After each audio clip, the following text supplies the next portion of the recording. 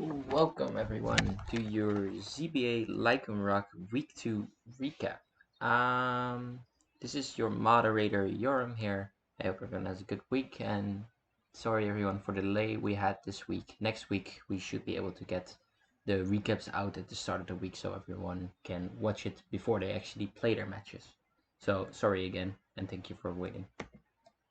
So first of all we're gonna go over the leaderboard.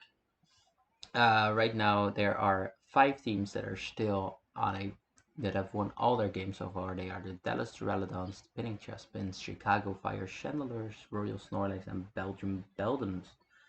Then there's let's see how many are there. 6 teams that are 1-1, which are myself, the South Shore Umbreons, Seattle Swamperts, Bird Swarm, Green Bay Pangoro, Jinx Jolts, and the Black City Mambas. And there's also 5 teams who are 0-2.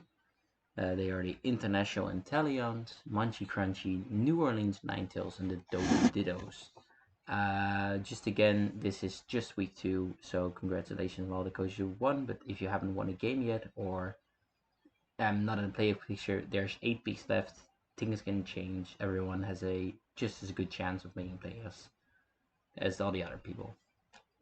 So we'll go over to the next thing, which is match of the week, which this week, again, this is last week, this week it was between Green Bay Pangoro, coached by Zookeeper, facing the Jinx Jolts, coached by Jolt. So it was a owner of the server versus a moderator of the server. This match, Zoo lost his week 1 match while Jolt won his first match, so it's always an interesting matchup because if Zoo would have lost, he would have been 0-2 while Jolt would have been 2-0, which is like a great start to have. It was a very interesting set of matches where both of them first took one match pretty convincingly.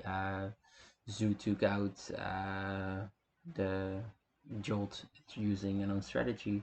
So Jolt tried to set up a beat up on a Serachion with his Whimsicott, but Zoo used Selgor together with his Palossand with Water Compassion, Water Shuriken to defeat him, because of course he gets a lot of defense bonuses and he had a weakness policy, so he could survive the Terrakion hit and then Oko it in return. So first match Zoo won 4-0, so that's pretty good. Then the second match Zoo led the same thing because why change your winning formula, but this time Jolt was prepared. So I don't know what he led next to it, but he led Mr. Rhyme together, I think, with Arcanine. Arcanine just pressed Snarl, lowered his special attack a bit, but he maxed his Mr. Rhyme, max Hailstorm, and one-shot at the Palossand because, of course, Water Compaction gives you defense and not special defense. And after that, he just kind of ran over his team. And then when the team came to the third match, it came down to the wire. Eventually, Zoo winning by having just one Pokemon remaining, and it came down to the wire of his Palossand. They did the same thing.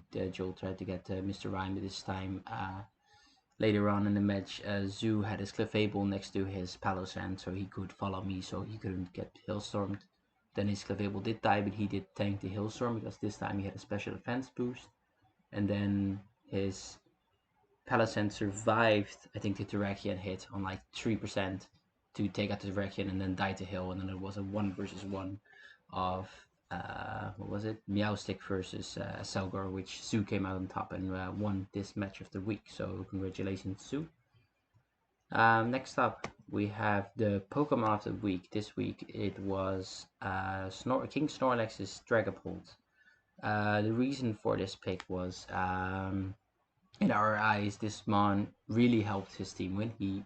It's only 4 kills and one. It was 4 kills, 1 death, which isn't that much, but he died in the first game pretty fast, so he got 4 kills in the 2 games that he won, and he could have had another one, but he pressed Fly instead of an attacking move, while he could have easily taken out the other Pokemon.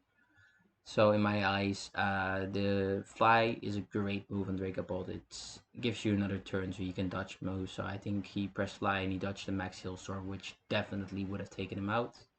and then he one-shot at with it, that fly afterwards. He one-shot at the Hitmontop that was trying to kill him, which was maxed. So that was really good.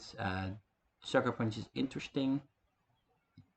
Did not see it used in the match, and then Phantom Force Dragon Dart. So it's like giving you options to choose, and he also one-shot at the Kabadamon. So the Mon just did great in general. It was a joy to see. I'm looking forward to seeing more of it. I'm also maybe hoping that he brings a different set once, because I think in the weeks he's played so far, it's always been an offensive set, and maybe a defensive set can be fun to see for once, because they definitely won't expect to take us. He always brings an offensive set. Then lastly, we will get to Coach of the Week, which is Link Pichu with the Black Swinging Mambas. The interesting part of the match was, well, you look at it, it's of course it's a rain team, but the rain actually wasn't even used that much. The Pokemons that really carried this match, he was a 2-0 over I think Tiger, were Aromatisse, Sylveon, and Metagross. So the rain, I think, they might not even have been switched in, but it's definitely interesting. Metagross you mostly see on sand teams, but on rain teams, of course, good because you take less damage from the fire move, so it always works. Yeah, what really helped game one was Sylveon pressing Hyper Voice with a throat spray, and then he could get another one up and one-shotting it.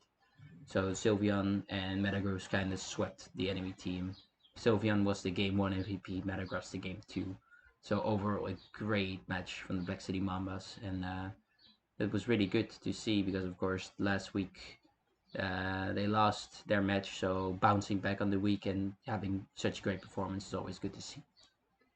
So yeah, the coach of the week was the Black City Mambas, and that was it for week 2. Looking forward to see you in week 3. Bye bye. Oh wait, I forgot. Oh, I'm so dumb. I forgot all this about this. We have to kill that leaderboard. I forgot all about it. Right now, Vanillux still on top. 5 kills, 0 deaths. Will he ever die? It's a question.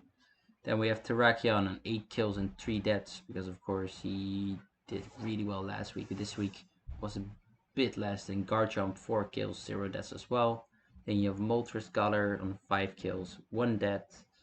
Palosan on 6 kills, 2 deaths. Urshifu as well on 6 kills, 2 deaths. Then you have a 3